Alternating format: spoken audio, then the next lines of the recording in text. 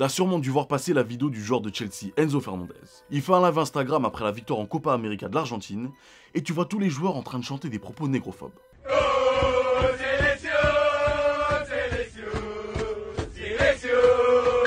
Et c'est pas la première fois. Après la finale de la Coupe du Monde en 2022, il y avait un déferlement de propos négrophobes sur Twitter et dans les médias de la part des Argentins. Ciao, listo, no, censurada, no la banco esa. Acá interviene el Escuchame, Inadi esta la Internacional. Comment ça se fait que l'Argentine se considère comme un pays à prédominance blanche européenne, alors que c'est pas le cas dans le reste de l'Amérique du Sud? Allez, générique.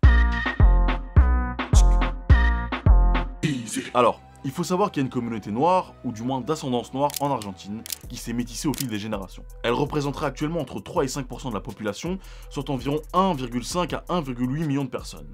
Et ce serait principalement des descendants d'esclaves. Oui, parce que la population noire d'Argentine vient de la traite négrière menée par les Espagnols du vice-royaume du Rio de la Plata. Les esclaves venus des territoires actuels de l'Angola, la RDC, le Congo-Brazzaville et la Guinée sont arrivés dans le Rio de la Plata dès la fin du XVIe siècle. La contrebande était facilitée par la position stratégique du port de Buenos Aires et le trafic s'est intensifié au XVIIe et XVIIIe siècle. À cette époque, la population noire représentait parfois la moitié de certaines provinces. Alors je t'avoue que ça me fait doucement sourire quand certains Argentins justifient la chanson en disant qu'ils n'ont pas un passé colonial en Afrique. Il n'y a pas de chiffre exact sur le nombre de personnes noires ayant transité par le port de Buenos Aires, que ce soit par voie légale ou par contrebande.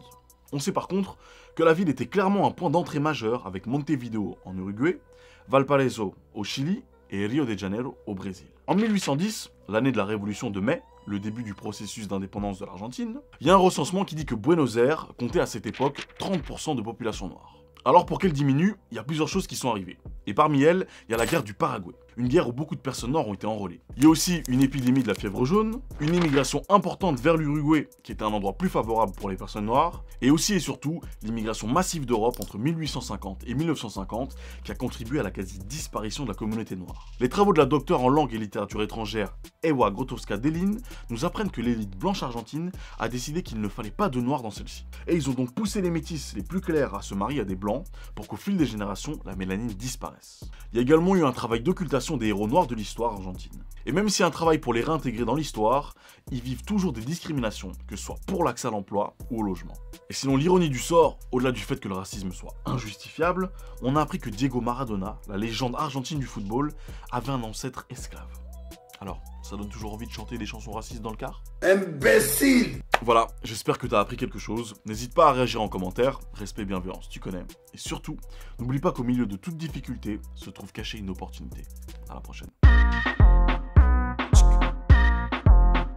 T'as kiffé la vidéo? Tu veux voir celle d'Yveline? C'est juste ici. T'es pas encore abonné, c'est juste là.